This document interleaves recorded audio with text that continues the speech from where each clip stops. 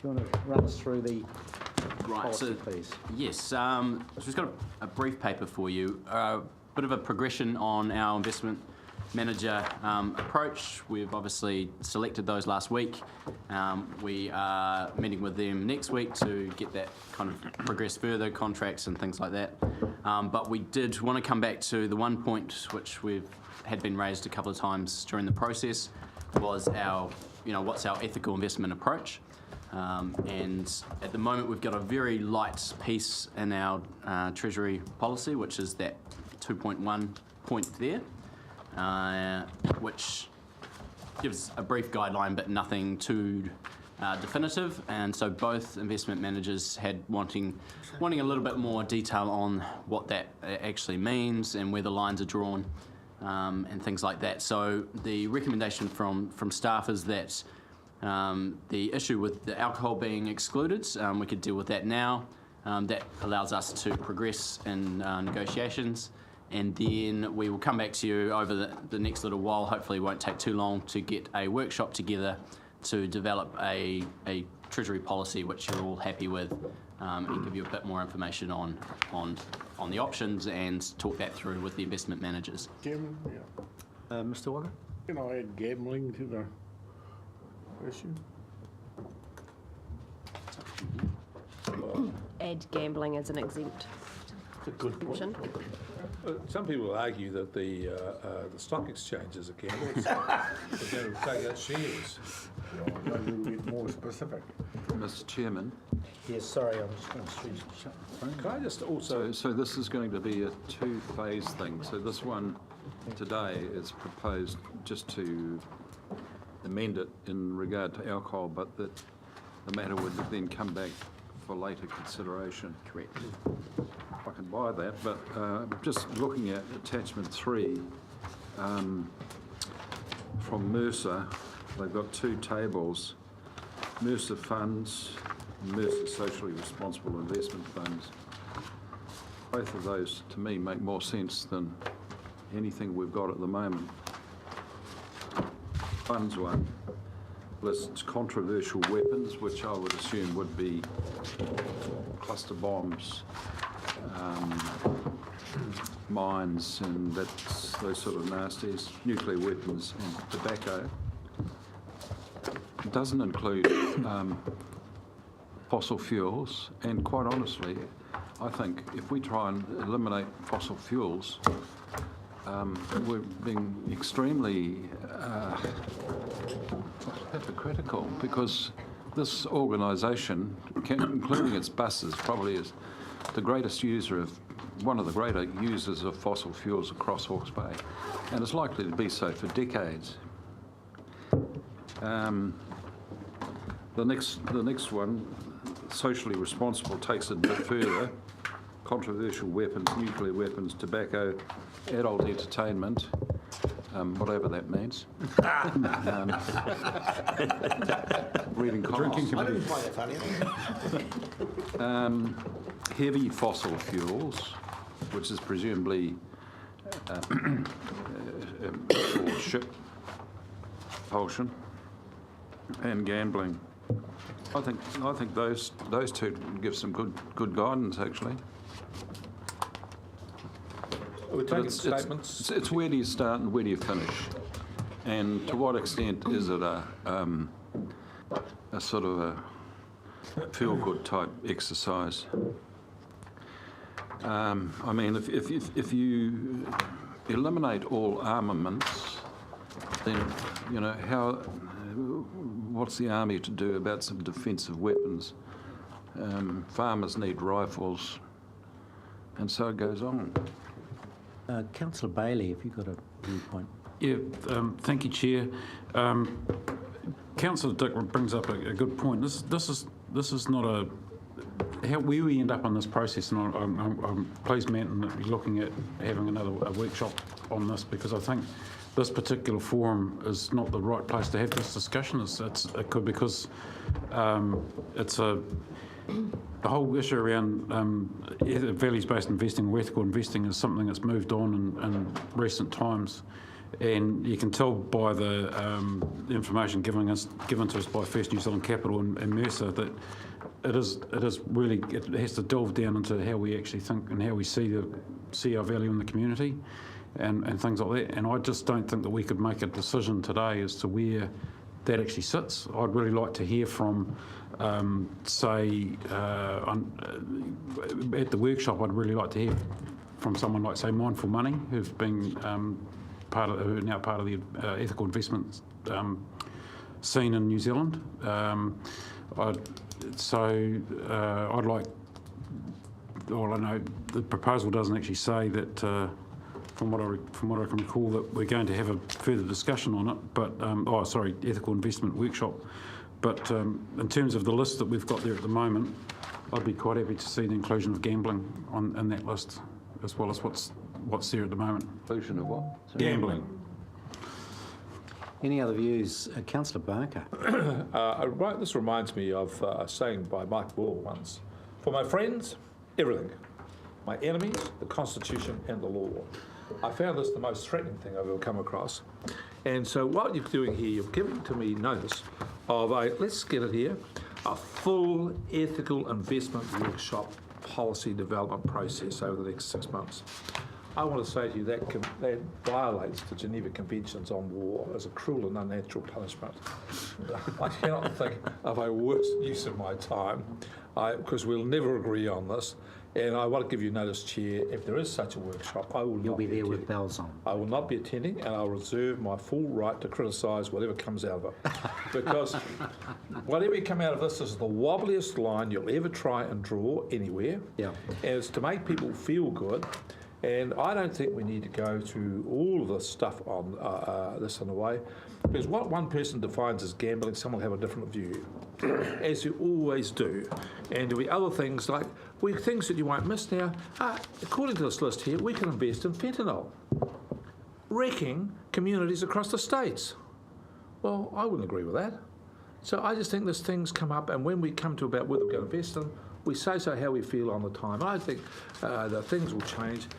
And it's, of course, I accept Paul Samuelson's argument.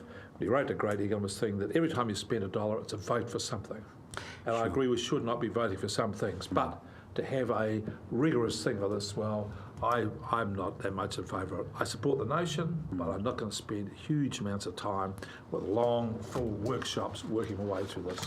I know what's right and wrong, how I feel about it, and happy to make a quick decision on the day about where we sit with it. I'm sure there'll be a lot of sympathy for your position, Councillor, but the staff do need some guidance on this. We do need to have some form of guidance coming forward, because we've got some investments to make. So we're needing to offer something, even if it's a holding scenario. Is there any other views as to the actual recommendations? I think on the table at the moment we're looking at dropping alcohol back into the scenario and leaving it that as a holding pattern. Is there any other What are you doing with the alcohol? approach that Dropping it? you would prefer? The staff have responded to a desire to include alcohol back in the mix of Unethical investments. allowed investments. Allowed investments. Oh, right. And so the question is, do we enable that in the first instance, pending some other form of consideration of what is ethical, what is not, despite its vagaries? Any Well, other views? I confess to having been lobbied on this issue by my spouse, who's a counsellor, and she would say the most dangerous of all of these to the people of Hawke's Bay is alcohol. She's right. So I have to say I'm a little queasy about the taking a explicit action to say we're cool with alcohol. And at the same time, it is not specifically our bailiwick. My argument back to her is that the greatest existential threat to humanity is global warming, and I would want to see fossil fuels banned outright, including transforming our bus system as quickly as we can and taking all the other necessary steps to eliminate our dependence on fossil fuels. We are an environmental organization, after all, and that is the most significant threat to the planet. So to wink at it and pretend, well, we can't do anything about it is unconscionable from my standpoint. So where does that leave me? I don't know. We do have a bit of a conundrum in that regard, don't we? That we've got our oil and gas exploration thoughts and views expressed loudly, and yet we are quite prepared to invest in such industries to go and pollute someone else's backyard. But Didn't read the paper quite like that, Chair. no. No. So I'm reading whether industries have a negative impact on society: alcohol, tobacco, fossil fuels, and military weapons. Council's intention for the fund is to avoid direct investment involvement with industries that have negative impact on society. This includes alcohol, tobacco, fossil fuels, and military weapons. Mm-hmm. And then we've been asked. The only thing we've been asked in the recommendation is to remove alcohol. That's right. So that's the point. So that's your question today, unless you want to defer to some other tortuous examination. Let's be frank about it. The alcohol issue wasn't done on ethical or health criteria. It was done for political reasons, because we live in an area which grows a lot of alcohol, and some people like to drink wine around here. So it's not, from that point of view, it's no longer An ethical issue, but a prudent issue. no longer an ethical policy, it's a political policy. So if we're going to have political policies, let's say political policies and get rid of the bullshit about the ethics of it. I'm over it. Oh, we still need to guide some of the staff around this, so can you help me out? Mr. Paku. Thank you, Mr. Chairman. So the paper in regards to the investment in these four products, this seems to be a question that's going throughout any investment, public investment company or investment fund when you're using public money. It's different from investing your own money. And this here is we're investing the ratepayers' money at the end of the day. Yeah. As the chairman of a large health and social enterprise, Taiwhenua Here Taonga, the damage that we see in regards to alcohol, that particularly affects our Māori community, who suffers greatly from this. I would be absolutely appalled that the Hawke's Bay Regional Council would consider investing in alcohol, one of the major causes of stress to our families. And I understand that just by the Hawke's Bay Regional Council saying that it won't, that you may say you won't change anything. But I think it's about making a moral stand. That's really what we're talking about here. It's about making a moral stand as a public organisation. I agree with you 100%. Yeah. Just one question though, Chair. On the recommendation 2.2, I wasn't aware that we'd actually made a decision to take alcohol off the list. I know we discussed it, and it was. I didn't think it was an official decision. I don't think we'd. Yes, yeah, remind me of that process. It occurred to me as well when we actually made a decision to exclude alcohol. Can you just remind me? Right, so in our LCP process, we had a treasury policy which had that 2.1 passage in it. So we talked about it at that stage. There was a bit of toing and throwing, but that's what we went with. So that's what's currently our guideline. And that's, if you're still comfortable with that, that's what we'll use to initiate that discussion with our investors. I would propose that we leave the policy unchanged and not consider it further. I mean, including alcohol. Yes. That's just because he's scared of his wife. I would be too. I'm with Tom on that. We're in sympathy with Tom. This decision, The question. this is a matter of security for Councillor Belford. I support him 100%. So my question then, Chair, is if we were to pass recommendation, if we were to leave recommendation 2.2 off the motion, Does that mean that alcohol remains excluded, or is it Correct. remains If you don't excluded? pass that resolution, then it will remain in the policy. Okay, that's cool. So I'm happy to move 2.1 to 2.3 and 2.4. 2.3 and 2.4 and 1. Yeah. Yep. And if we could, if you're happy, Councillor Barker, I'm happy to put under 2.4, undertakes full ethical investment workshop and policy development process for interested councillors over the next 6 months. Oh, I'm interested. No, just not wrong. I'm interested in this. We should try to not keep going the to workshops attend. brief But and I'm just concise. not prepared to spend that amount of time going over something which I think we can do on it. I think the staff could go and find a policy statement these people have spent a lot of time writing and simply say, this is the best we've seen, have a look at this. We'll say, oh, we're happy with that. No, why do I need to spend a day, over 6 months, a full ethical workshop? So I'm taking it you want to second this motion, I Councillor propose an alternative motion. then. Councillor Belford. I propose that simply we note our current policy and reaffirm it. I'll second that. That's a fine resolution. So that's been. Do you want to speak to that? No? Okay. Mr. Do you want Chairman. to speak to that, Councillor Dick? I think this decisions like this raise some issues of personal responsibility, and if we're going to promote areas of investment or embargo on investment on behalf of our ratepayers' funds, our investment funds, then I think each of us is actually morally bound to respect that. And I'm sorry, I mean, I'm not going to invest in cluster bombs, and I haven't got the capability of building a nuclear weapon. At times I wish I did. I've given up smoking, but I'm not going to give up having a glass of wine or a beer. What And, about whiskey, Alan? Could you give whiskey up? well, I've actually taken that off my list. You might like to know.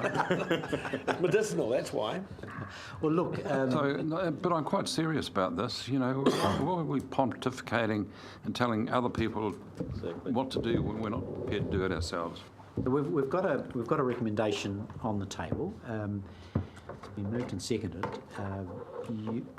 Are there any other speakers to it? I'm sorry I missed some of this, but coming in with Mr. Paku's, I disagree with Alan.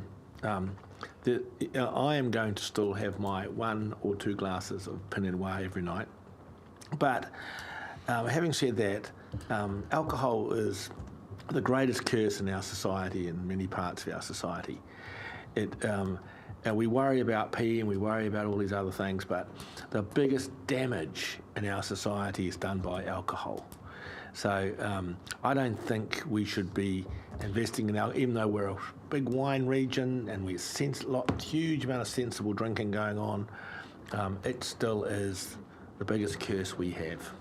I've got a new motion. Mr. Walker.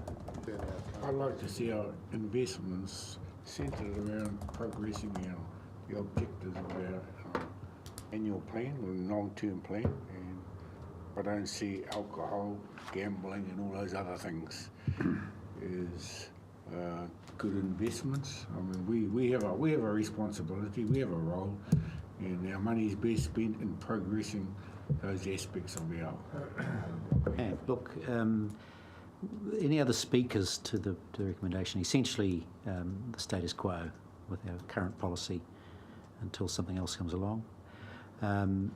Any other speakers? I'll put the recommendation then. All those in favour will say aye. Aye. Those against will say no. Carried. Does that give you sufficient guidance? So, just for clarification, so we don't need to do anything else after that, No. as far as a formal no, policy? This is a... That's the guidance, great. Are we as staff able to just firm up with the individuals what those mean as far as their investments? Is that been delegated to us? Yep. Yes, it has. Cool, thank you. and also say that if they get it wrong, we'll be grumpy. Yes. Tom's wife will be the one. It's a given. It's a given. No pressure, man.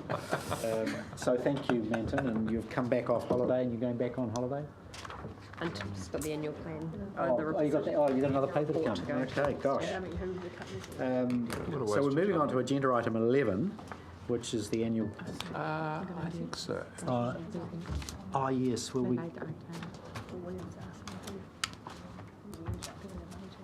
we going to do that? The late item. No, it's. First New Zealand camp. Okay. It's just been pointed out to me that, in fact, a decision item is the late item, so we're needing to instead of place it at 14, shift it up to now, a new 11. So. It's fine, I read it over lunch. So we're up to the late item. Yep. Water bottling farming. Who wants to speak to that? Sorry, Manton, you have to bring you back for that. Malcolm, you've got your team here. Should they look good?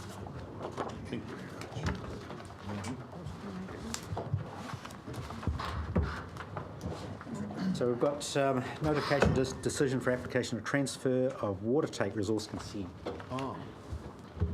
Thank you, Mr. Chairman. I'll introduce this and then ask Paul to sort of step us through the the decision steps that basically are there in the RMA for making a notification decision.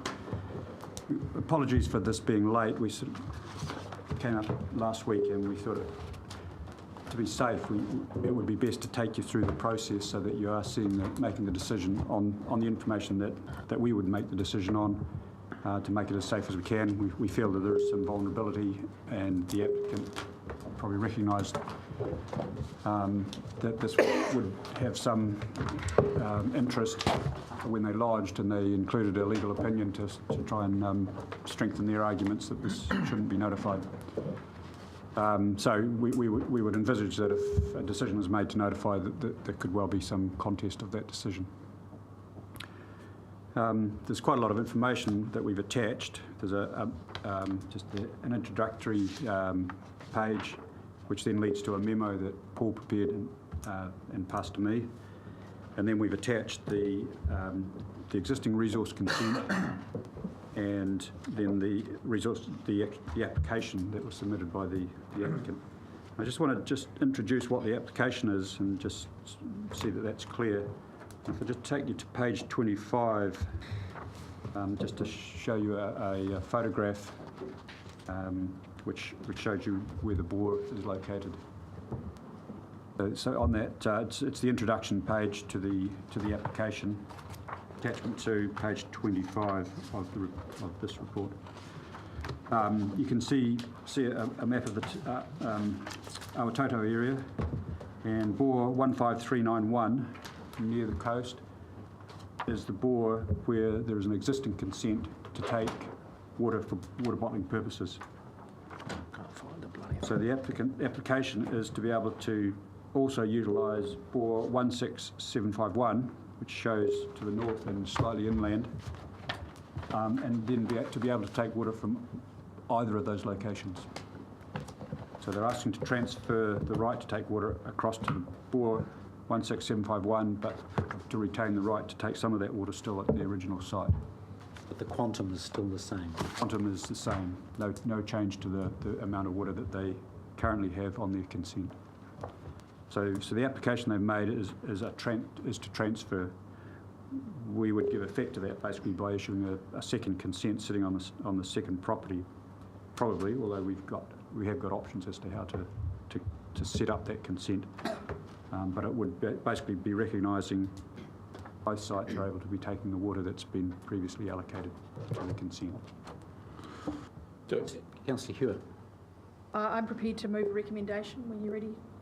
Okay, that's early. We might have some questions first. So are there any questions? What I was wanting to do was just to step you through, ask Paul to step through the steps that My apologies. that assist in making that decision. Just a Are question. there any questions at this stage? Subject to Why further. do they want to do that? I think there's a new subdivision on that Waitangi Road site, a new industrial subdivision, so it would give them the chance, I believe. On 167.1. Yeah, to set up a new facility. There might be some benefits, I guess, for them. Do you know, They've already set up a facility on 5391. haven't they? well, that map, yeah.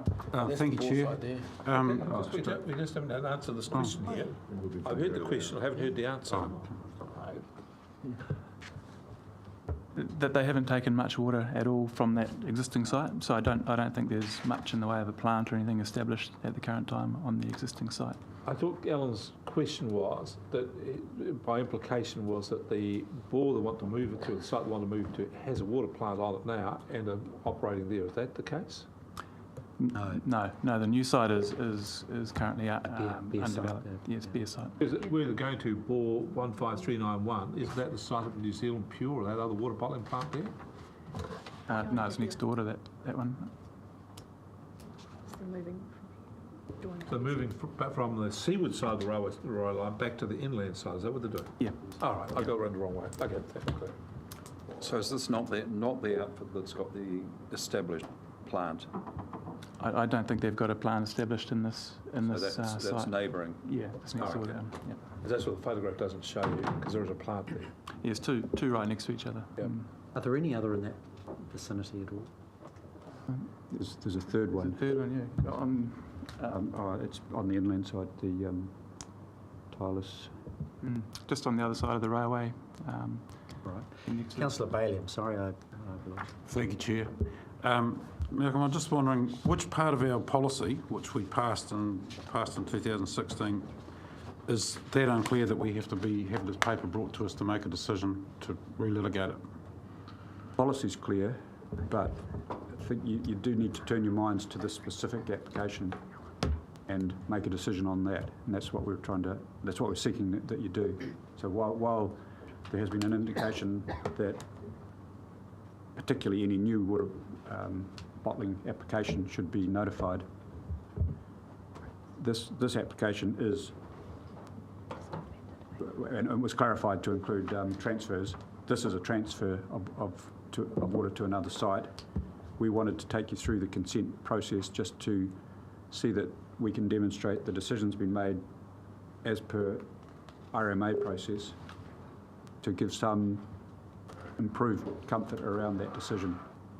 There's a risk that it will be taken for judicial review. We'd like to be able to report and demonstrate how this decision was made, and that it was made following the RMA steps. The policy that the council has made is not something that sits has been adopted into a regional plan, which would guide us in a decision-making process. It sits outside that. So while we're aware of it, and council has in the last week reinforced it to us, we have asked for a risk reduction approach to take the council through this consenting process to decide whether it should be notified or not. Councillor, you may recall our reserving the new applications to be notified, but this is not a new application. Sorry, Chair, the staff came back to us after a month or so and asked us to amend it to include transfers and changes, which is what that particular policy, and we agreed to that. And that's exactly what this is. It's a transfer or a change. So the staff are being very prudent about that and dotting the I's and crossing the T's. Would that be fair? Yes, and there, as mentioned, there's a legal opinion there which is sort of saying that the decision shouldn't rely simply on that policy, that it should be made basically with an open mind consistent with RMA. And sorry, Chair, and the legal opinion was from the applicant? Legal opinion was from a lawyer engaged by the applicant. So I'm curious to know as to how our decision-making process can be led by an opinion from a solicitor for the applicant and not one from our own. Oh, I'm not saying it is, and we have sought legal opinion previously, and we are reporting on that in this report. And we have spoken to our solicitor in relation to this, who said this approach was quite prudent to bring it back through council. Thank you. That's what I wanted to know. Our legal advice is that they think this is a prudent approach for this paper to be brought to council for approval. Thank you. Question. Mr. Paku. And just further on from that, so the reason why the legal counsel has recommended that is because, as you spoke of earlier, there's the potential for a judicial review if this goes wrong. Yes. I think that's what the councils need to take on board. This is an RMA matter, and perhaps is best left in that RMA framework and not handled at a governance level. Yes, and the other thing that's added to that I thought was very relevant from the conversation we've had here is that this decision we took about this was not in the annual plans. It hasn't gone through a planning process. So the council's decision sits outside of the planning process. Had it gone through the planning process, been a plan, it would be a different case. But because of taking the decision outside of that, we need to be therefore more cautious. The decision is therefore doesn't have the same status as All right. the planning decision. Thank you, Councillor. That's interim questioning. You're needing to just finish off the presentation. We've got it. Thank you. I was just quickly going to run through Section 95A of the RMA, which is the relevant part that we need to consider, and that was amended in October 2017.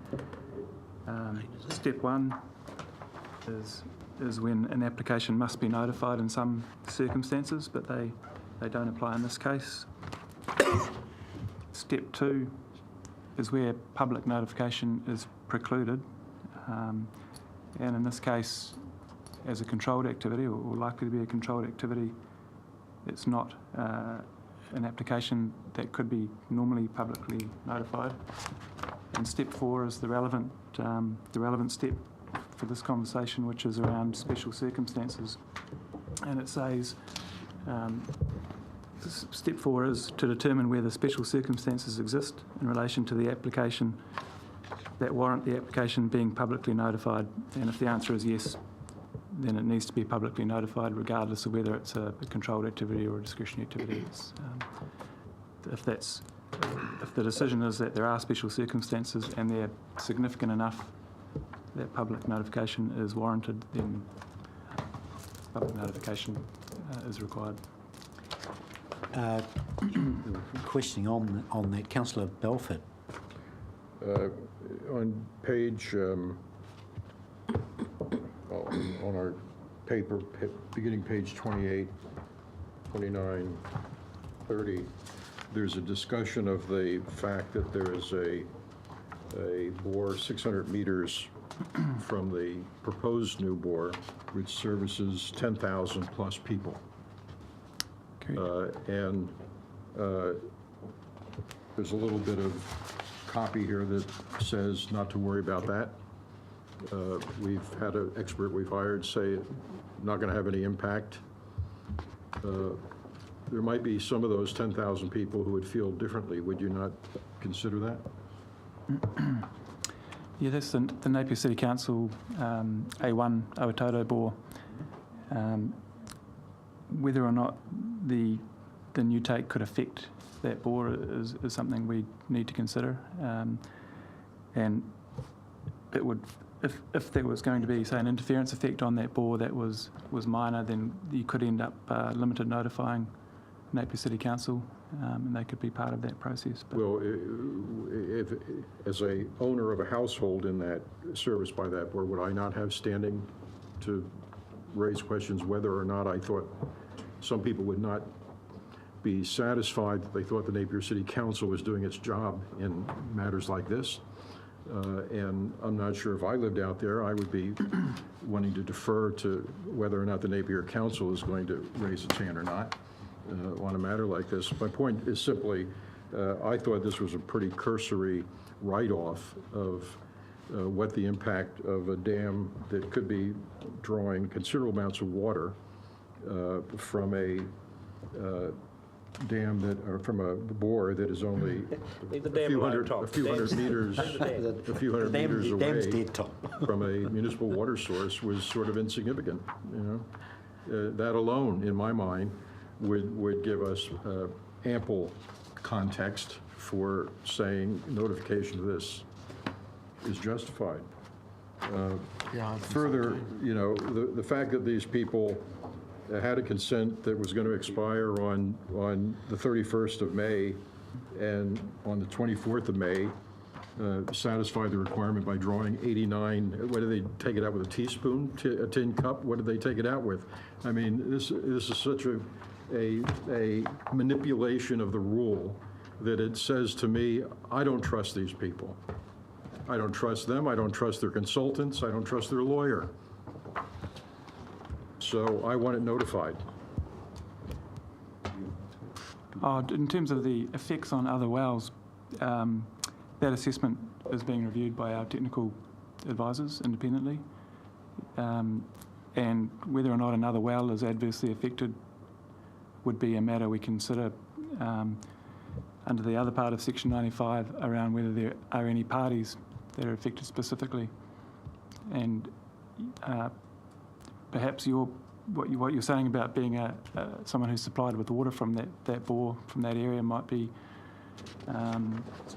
part of the public interest or public concern generally, which is potentially one of the special circumstances that we've identified here. So, but the specific effects on a specific well would be part of our assessment, and usually in that area, the well interference effects are not big because of the transmissivities through there in the aquifer and the water levels involved. But we're having Chairman, I'm prepared to move 1, 2 and 3. Oh, well, I'd already, I had you, Go ahead. I was going to, yeah. well, I'd asked to move it. That's right, you did actually. So are you prepared to second? Are there any other questions of staff around this? Mr. Paku? Just one. So my understanding is correct here. So we have a present consent that allows a take from bore 15391. They're wanting to have the option of having that consent spread across bore 15391 and 16751. That's basically it. Correct. But it also allows them to actually take from completely from any one of those wells. Right. That's the way they've proposed it. In practice, they may end up. No, I said it entitles them to do so. Not in practice, it entitles them to do so. Kia ora.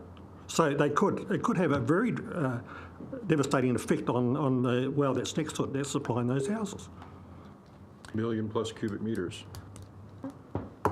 If they chose to exercise it fully. I explained that. Yeah, and also, it is a transfer from somewhere that's not that distant. So we would be looking at the degree of change of effect from where it currently is and the effect it can have there to where it's proposed. There is a constraint on this bore, and there's a constraint on that Napier City bore in relation to drawdown effects, not because of each other, but because of the risk of saltwater intrusion. So they actually have to avoid drawing the aquifer level down to any degree that will risk saltwater intrusion being induced through the abstraction. So there are some other constraints which sort of work to limit the effect that they can have. I take it when they made the original, I think, application, all that work would have gone into it. So I know there was work done around what's the effect if they were to take the million cubes out of there. What was the effect of the chances of saltwater intrusion into the aquifer system? I know that work's having done, and hence they were given the consent because they felt there was none. I think that's safe to say, and the other thing is they don't want to induce saltwater intrusion themselves into the water that they're actually going to be taking for water bottling purposes. So there's a self-serving reason to make sure they're doing it safely and sustainably. So they did. There was work done to assess what was appropriate as a condition to try and ensure that that would not happen. Sorry, excuse me, Chair, can I just make a point here? Let me just go to the recommendations, and I'll come back to you, Councillor, because I just want to firstly get an indication. We've got at recommendation 5, proposal. I'll just move recommendation 1, 2 and 3 that Alan seconded. Sure. Could I just clarify? I've given you an and or sorry, an option. 3 is if you choose to not notify. Yeah. And 4 is if you choose to notify. Irrespective of those 2, 3 and 4, we've got a 5, which is essentially asking council to delegate its powers. Can you just give us, James, a bit of commentary on that? Because it affects the other. Requires a unanimous decision. Correct. Which you obviously won't get today. And given that it appears that we won't have a unanimous decision on either option today, the committee will have to make a recommendation to council, and the decision won't be able to be therefore taken until the council meeting at the end of the month, unless there is a convened special meeting of council. What are the implications, Malcolm, for processing this consent if you can't get this decision until the end of October? If the decision and the recommendation and then ultimately the decision is to notify, we may fall 1 or 2 days behind the 20 days working days that we have. But basically we then can catch that up as we push through the notification process. So there's not a major implication if that's the decision. Right. If it's the decision is actually not to notify, we would fall behind the 20 working days. It's subject to some more information coming, so that's on hold while we wait for that. So there is some uncertainty as to when the clock will start again on the Section 92 request. So actually we're shooting a little bit in the dark in terms of where we'll be at the end of October, but broadly the risks of us deferring this final decision to the council meeting at the end of October are reasonably low. Is that what you're saying? Yes, they are. Yeah. Okay. So we're just looking for a recommendation. So can you help us, Councillor Barker, in the light of? It seems to me that there's a clear choice here: notify or not notify. Yeah. You've got 2 options here. Why don't you just have a quick go around the councils, see which side each council's on, and then having got the sense of where the balance is, then invite a resolution which includes that option. Sure. No, good suggestion. Well, we've got it moved and seconded. Yeah, it's moved and seconded. You'll find out soon enough. Yeah. But I'm going to vote against that. Yeah, it's unfortunate. Why, on principle? Because you didn't get your own way. Well, no. Well, there's going to be. I'm going to vote against on principle for a principled reason, for a principled purpose. Well, we do have it has been moved and seconded, so are people fully understanding that it's 1, 2 and 3 on the table? Right. But are we not doing 5? We're going to take those, and we won't need 5 if there's dissension in the Can we take 3 separately then, Chair? 1, 2 and 3, and we'll find out where we stand, Paul. It'll go down. Yeah. It'll go down. So we'll take 1, 2 and 3. Put it to the vote. But if we vote against 3, then we can bring back in 4. We could do. Let's just do this first. Just see how we go. And But if we vote against 1 and 2, we can't bring it back in. What about the move and second to having the right to speak on this? Yeah, that's a good point. no more issues. Can you want to speak, Councillor? Thank you. I would quite like to. Thank you for your paper. I appreciate the time pressures that you're under, and although I do like to have time to consider things, I have brought myself up to speed over lunch. This is an RMA issue, as Mike said, and it's important that it remains as an RMA issue, not an emotional issue amongst the community. So I'm very happy to let the RMA process take its course in terms of rights and wrongs. And I just flagged that when it comes to transferring consents in a confined space, in a closed area, that is a really important avenue in terms of water security for our region, and I'll flag Central Hawke's Bay with the tranche, with the Apatoki issues and the surface water consent takes that are about to face some incredible challenges through no fault of their own in this upcoming season. That one of the solutions being advocated very strongly by our staff is that they share their water amongst each other, and the undertaking has been given that consents will be processed quite quickly to enable that to happen. So as far as I can see, this issue is no different, and I wouldn't like to see any precedent setting that upset other further solutions in our community, which have been used very successfully, for instance, in the Twyford catchment. So I would like this to stay within the confines of RMA and keep it out of the emotive debate. Thank you. Councillor Dick. Yes, well, Mr. Chairman, this is a transfer within a close proximity of a consent that was given in a different time. That different time was when we were told by science that there was plenty of water. And it's well before the council's decision made subsequently, in the knowledge of some restriction on water supply, that new consents should be notified. This is not a new consent, it's a transfer. And as well as that, we've been warned both by staff and by a reputable RMA lawyer that the council, if it requires notification, may well be exposing itself to litigation risk, and that is material as well, in my mind. Thank you, Councillor. Are there any other speakers to this? And what I'll do, councillors, is put recommendations 1 and 2 and 3 separately. So are there any further comments on the resolution or the recommendation? I thought if you did 1, 2 and 3, you're going to find out where the land lies. No. Oh, there's method in my madness here. I know this, but he doesn't need to do it. But let's just get on with it. I'm over this. So are there any other comments? Councillor, do you want to sum up, or have you had sufficient? Okay, thank you. Look, I'll put recommendations 1 and 2. All those in favour will say aye. Aye. All those against will say no. Carried. Recommendation 3. All those in favour will say aye. Aye. All those against will say no. No. It is lost. Well, show of hands, please. Show of hands. Division called for. All those in favour will raise their hand. Chair, just to clarify, that's to non-notify. That's right. That's exactly right. That's right. All those in favour will say aye. Oh, sorry, raise their hand. So that's 3, 4. And those against will raise their hand.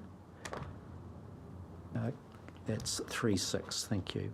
Mr. Chairman, I move option 4. We have a mover for option 4, seconded Mr. Walker. Any comment from you, Councillor Barker? Just to say that I think having a publicly notified option in this case does not set any precedent for the Upper Tuki and other areas. This is a matter that has been well signalled, and we should proceed this way. Thank you. Mr. Walker? Any other comment? I have experienced in the past waterless days years ago, and we should have learned from it. I'll put the recommendation 4. All those in favour will say aye. Aye. All those against will say no. No. Division call for? Yes. Division call for. All those in favour will raise their hand. It's 6, 4, 7, 4. Those against will raise their hands. That's 4. 3. It's 5. Who was the 4th? No, it's 3, Councillor. All right. Councillor Dick raised both hands, you see. So. Oh, did he? I thought you gave me 3 votes. I was going to say, That's well, right. I want that too. So that recommendation 4 is carried. So we are in the position of either recommending to council that the issue be publicly notified, or we put resolution 5. But the thing you'd have to say, you'd have to test. There's no point in putting the recommendation. It seems to me that we've had a deep division on this, pretty solid line. Yes. And I see no basis for unanimity on this. Yes, I agree, but is there any appetite to subsequently approve this by way of council? Well, you can do it, Mr. Chairman. I mean, I'll bow to inevitability and support it, just to save holding people up. Are you placed, Councillor? No, the point is that you have to have someone to move 5. Well, I'm just, as you kindly advised me, I'm just taking a bit of a poll, Councillor, before doing so. But unfortunately, with Councillor Hewitt out of the room, it makes it a little tricky. That's the right thing to do. Leaving. You're not leaving. How do you feel about this, Councillor? Would you Opposed to it? Ultra vires, it's ridiculous. There we are. Done. Let's move on. Okay, that's fine. All right, so the recommendations now stand as only recommendations to council Yes. at the next meeting. Comfortable with that? Okay. Right, so we've done the late item, and we can go back to the agenda. No, And Benton stood staunch. oh, that's right. Alan reached out across the aisle to try and draw a consensus, but Benton stood staunch. Yeah. People, Manton, can we have you back at the table, please? So holiday delayed. Point of order, Chair, can you control the gums down that end of the table? We're having a They're subcommittee, into a gallop. we're having a subcommittee meeting, bringing Debbie up to speed while the chair gathers his notes. Thank you, councillor. Manton, can you take us away, please? Sure. So we've got the latest update of the annual reports to bring to you, just for your own review, and we will be bringing back the final audited reports at the council meeting at the end of the month. But wanted to give you a heads up on a couple of changes that have happened since the last time you saw it. So those two major changes are the valuation of HBRIC. So we have finally come to a conclusion, and so HBRIC have revalued the port. We have done so in using that information to revalue HBRIC. That report is attached to this paper. So they take a couple of things into consideration additional to the valuation of the ports, mostly being the debt on HBRIC's balance sheet and any managerial costs capitalised there, to give a value of, what did we come to in the end, 283.5. So it's really just giving you a heads up based on that same valuation that HBRIC have done of the port. We've carried that through, and that's the valuation we've come to. So it's conservative, it's ticks the boxes for audit, but also allows to show that gain that has been made over the last 3 years since we last did that exercise. So if there's any questions on that particular item, we can go through those. Otherwise, the other piece is that we now have consolidated figures in the accounts which take into account HBRIC and the port. So you haven't seen those before. They are now in there. HBRIC have had their accounts audited and signed off at the end of last month. So that's all been ticked off. So yeah, just really any feedback or anything additional that you would like to include that we haven't already talked about today. Councillors, anything to Councillor Hewitt? Can you just tell me why you've taken, there are two different values, the port, the 291 and the 283? So HBRIC just value the port, so that's the valuation of port is the 291. When we value it, we have to do a valuation of HBRIC itself. So we take into account any debt that HBRIC has additional to the port, which is that kind of 6 mil that comes off that figure, and their managerial costs that they take off any dividends that flow through. And that's the difference. Any other questions of Manton? We're pretty much over the annual report. I'll move. Cheers, Manton. You're over it, or we're over it? No, we're sick to the other. Both Manton. I'll move. Moved Councillor Wilson. That's that we simply receive a note report, seconded by Councillor Graham. All those in favour will say aye. Those against will say no. Carried. Thank you, Manton, for that marathon effort, and all that goes with that. Next year's annual report. When's the next annual report? A couple of months, isn't it? In a couple of months. Takes us a year to get through. We're now up to agenda item 12, which is the Hawke's Bay tourism update, and the executive officer is overseas. Tom's going to do it. Can we have Tom, please? Can you give us a half-hour presentation? That Tom. Oh, that's Tom. You can have both. Well, both of you, yes. A duet. Yes. You hum it, I'll sing. At least half an hour from Councillor Belford, please. So if I just briefly, kia ora koutou, committee members, if I could just briefly introduce this paper. As you're aware, the General Manager of Hawke's Bay Tourism is overseas, but we thought it was important that we did get a report in front of this committee. And so I won't go walk you through the report because that's really up to Hawke's Bay Tourism. But I will note that this is a new format of report, and so it's different from the kind of very KPI-heavy report that Hawke's Bay Tourism has provided in the past. And so this is effectively, in some respects, an opportunity for this committee to provide some feedback on the more narrative form of the report, and also trying to capture some of the issues that were raised in the new funding arrangements through the last long-term plan. I think it would probably be remiss of me if I didn't just draw attention to, and I'm sure Annie would somehow have managed to have weaved into a report, the award, the national award that Hawke's Bay Tourism did receive, which I'm sure she would also take the opportunity to point out that it was very much an initiative that was set in place as a result of the funding increase from council. So I just thought it was worthwhile acknowledging their own achievements at the national level. So I won't dwell on the report beyond that. I will note that as a result of the changed funding model, we do have an interim agreement in place with Hawke's Bay Tourism. I provided a copy of the sort of side letter amongst the documents. That was really just more for Hawke's Bay Tourism's benefit, that they can remain, obviously have their funding secured for their organisation. And it's currently the intention, I believe, and I expect Councillor Belford can speak to this more, is that Hawke's Bay Tourism can undertake a review that takes into account the revised funding, can takes into account the additional matters that Council asked Hawke's Bay Tourism to look into in greater depth as part of their new funding agreement, and it's our anticipation that that will be brought to the December CNS meeting in the form of a complete revised funding agreement. Yeah, thanks, Tom. Just before you do, Councillor Belford, I wonder whether you could give us a comment from your experience of governance and. Yeah, I think this report expresses two things that came up at the one board meeting that's occurred since we took our action, or business meeting, I should say. One is that the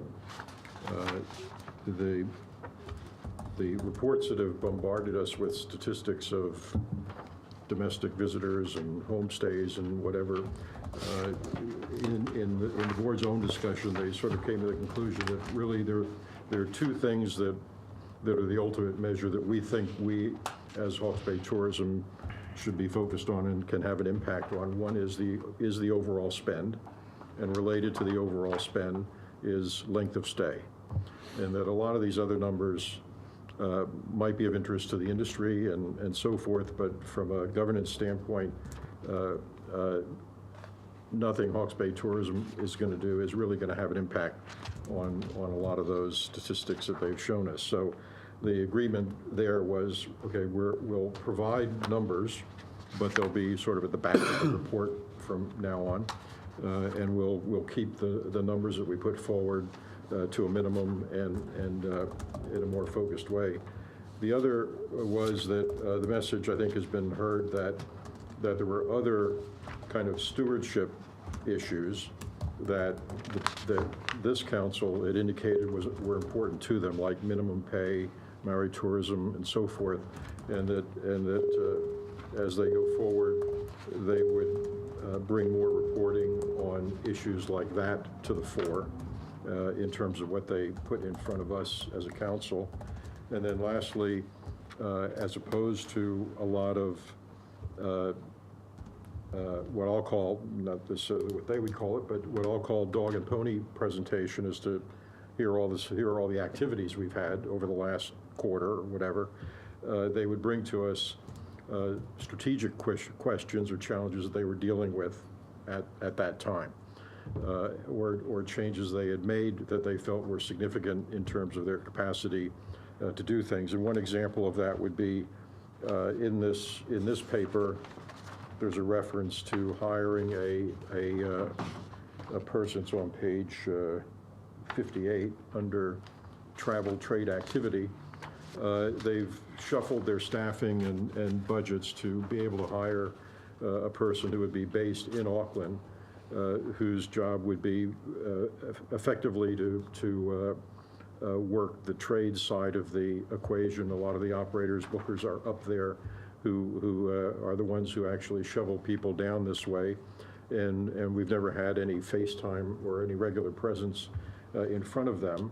And that was deemed to be a better use of a staff position than what the current configuration was. And so that sort of got used as an example of here's a change that you know the governors might regard as significant. It's a key change in how we're doing business, and that's the sort of thing we should expect them to be reporting on in the future, so that their presentations might bring to us, here are 3 or 4 things that we're struggling with or want to changes we want to make and that we think you should know about. And that would be the sort of the nature of the reporting process going forward. And obviously the biggest, or the 2 biggest things we put on the table for them, I guess, apart from the ones I mentioned, were the funding issue, which they've just barely begun to dig into, and they're working with the staff on that. You'll see some numbers in here on the peer-to-peer, the Airbnb type of thing. It's a $13 million business in Hawke's Bay over the last year. And they are looking at how that is being addressed elsewhere in New Zealand and outside New Zealand for that matter, to see what the potential might be of grabbing some of that as a resource and what actually would be the financial benefit of doing it, how much money would be realized from something like that. So, and the other is the KPIs.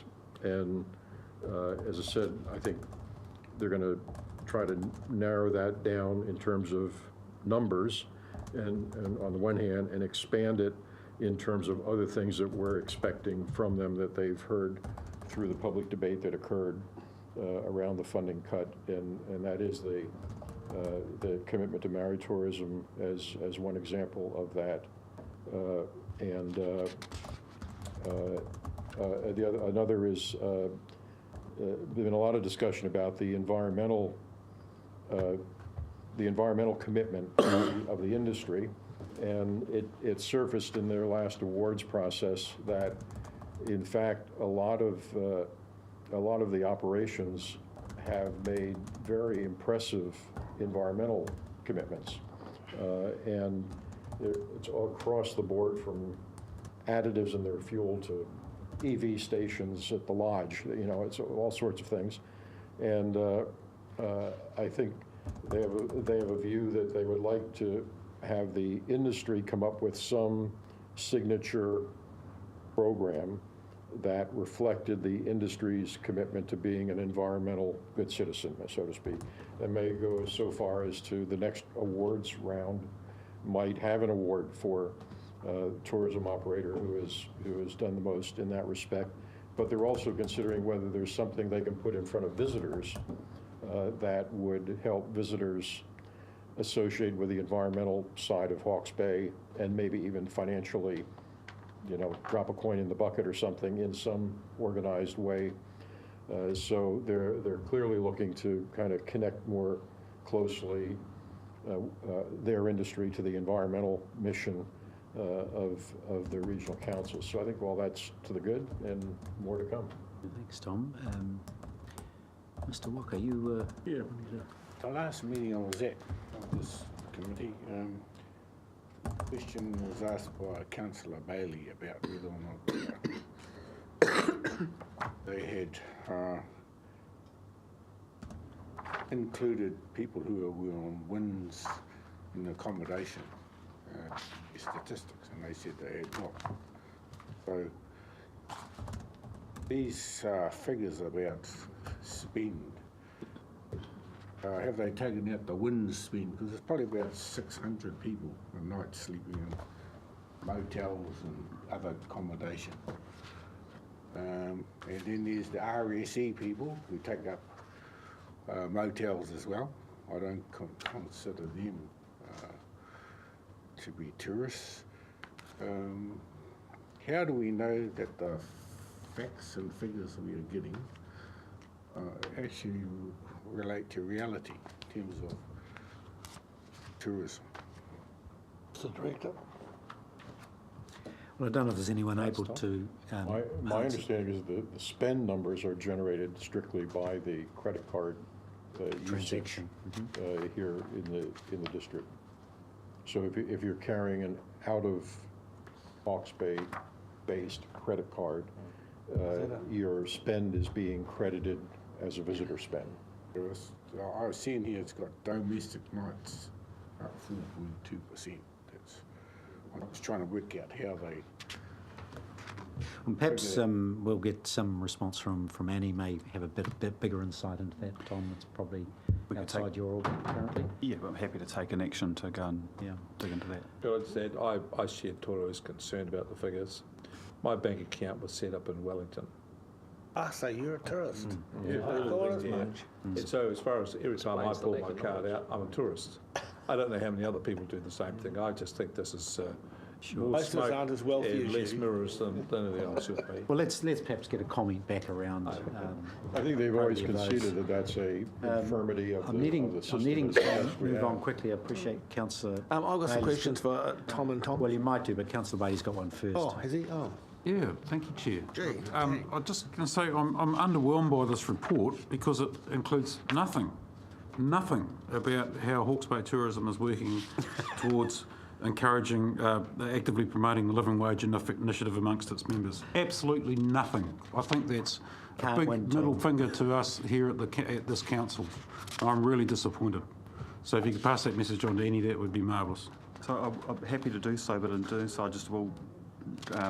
There is a brief comment in here under the headline HBT stewardship, which mentions the work they're doing at a national level, I believe, on living wage. So perhaps if we could follow up and talk about the adequacy of that. And can I ask a further question? Well, I'll go to. After Councillor. I'll go to Councillor Graham, who's just absolutely itching to ask these questions. Yeah, I have two questions. Annie's overseas. Is she overseas on business for us, is she? Yes, she's travelling through the states, coast to coast.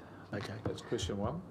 Question two is, we were last month appointing or reaffirming, or whatever we're doing, the Maori representative, Maori director. Has that been done, and who got the job? So my understanding is the process was underway. I don't know where that is right now, so I honestly don't know. Right, one further question from Mr. Roker. I would anticipate once they've made an appointment that they'll be communicating. I'm interested in who they are, what Māori expertise they're engaging as Hawke's Bay Tourism in terms of the Māori tourism development, what the KPIs are, etc. And maybe, seeing we have a Poe here, maybe we could get him involved in looking at a bit of a review in terms of, because all we've got in the last 20 years has been patronising stuff that done us no good as Māori. So are we able to perhaps even bring back to Council some responses to that? We may know more by their Council day. Right, so we've got the report in front of us and a recommendation that the update be received and noted. Have I got a mover for that? Thank you, Councillor Wilson and Mr. Paku. All those in favour of receiving the report will say aye. Aye. Those against will say no. No. Carried. Look, we'll quickly move on. I'm just appreciating the time and the visit to the port. So we've got the establishment of a project management team office. Desiree, that's you. Yes, I'll be quick. This one's really just an information paper to bring councillors up to speed with some of what we're doing corporately across the organisation. We've got a large range of corporate initiatives on the go to improve the performance of the organisation, and this is one of the key elements of those. Is there something particularly you want to? No, just to say that this is information paper, and it's really so there's no surprises when we come back at the December CNS committee meeting with an actual status report on the 19 pilot projects. So that was the purpose of today. Thank you. Can I just add, and possibly in preemption of the question from Councillor Bailey.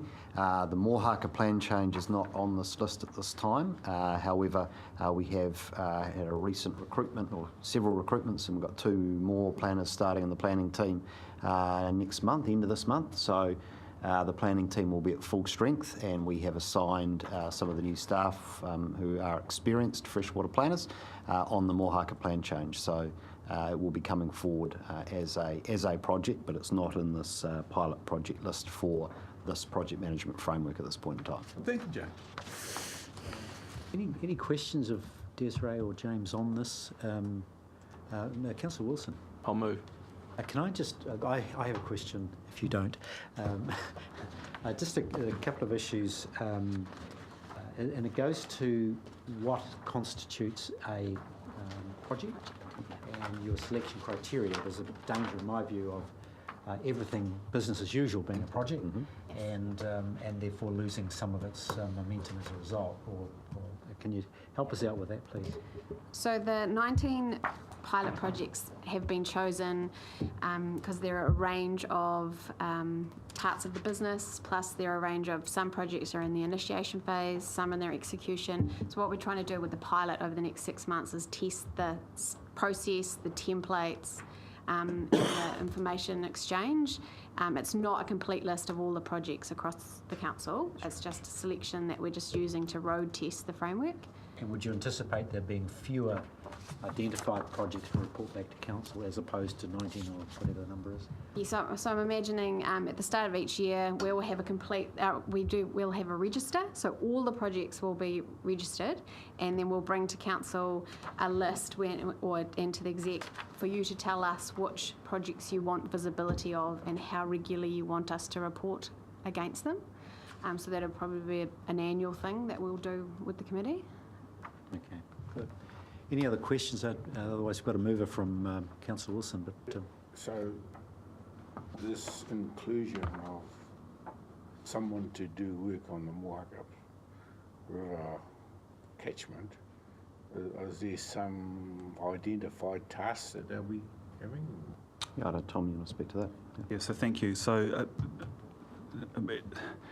given where we're at with the tank process and the learnings that we're going through the tank process, I think the first task for the Mohaka plan change is design.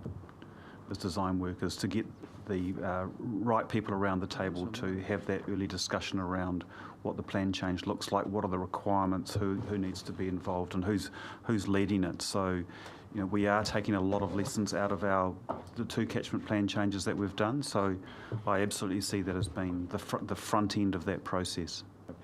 now, we don't want to dive into any particular project. I think that's a waste of time. So we've got a mover. Councillor Hewitt, were you seconding, or do you want? I had a question. Had a question. Thank you. I see that there's ownership being taken in a lot of areas, but I'm concerned that no ownership or action's been given to Lake Hartuma still, and I keep flagging this issue, so I'm wondering how we can get that in the list. I'll just quickly say this. So this isn't an exhaustive list of all the projects that are underway. This is just the pilot for the framework to test it. So there could well be a project around Lake Hartuma. Well, I think the answer is there is. There's probably 5 or 6 times more projects running across the organisation to what's on that list, it would be my guess, of which Lake Whātuma is one. So this is about a project management methodology and a trial of a mix of different types of projects for that new approach. I'd be quite keen to see Lake Hartuma stepped up in the trials. I was told that the appointment of Dean Evans, he has been told that one of his top jobs is to get that project humming along. Okay, so was that a second as well? No? Councillor Wilson's moved, and we just need a seconder for I'll this. second it. Thank you, Councillor Barker. All those in favour of receiving the report, say aye. Those against will say no. Carried. Move us into public exclusion. We've got a mover in public excluded. Can I have a seconder, please? Thank you, Councillor Bailey. What have you got to say about that, Councillor Belford? You've seen it before. He undermined the last one. Those in favour of moving into public excluded will say aye. Those against will say no. We're now in public excluded. Move the minutes.